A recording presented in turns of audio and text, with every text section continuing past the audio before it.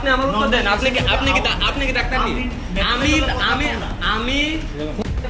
কিছু কোশ্চেন আমরা দিদি কো কোশ্চেন বাচ্চা নাম লিখে দিতে আমি বাচ্চা নাম লিখে লেখেন পুরো মারে লগলে লেখছেন না, আপনি পিছন প্রথম বাইরে কইছে কইতাছে। তাইলে আয়া কইছে আরে আপনি এর এরকম আমি, আপনি কি ডাক্তার নি?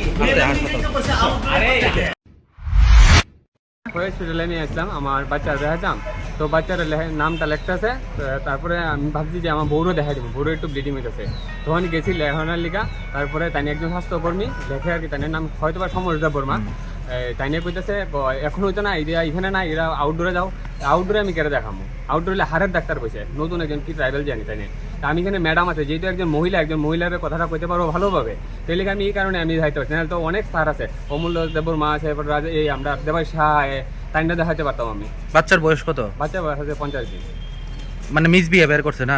খুব মানে খুব বলতে খুব খারাপ ব্যবহার।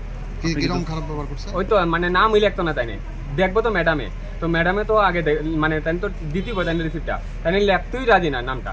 অন্যান্য স্বাস্থ্যকর্মীরা যে আসতো তারা কিছু কইছে না এরকম ব্যবহার দিয়ে? না, তারা তাইনের লোকই আসতো। এখন আপনি কি চাইতেছেন?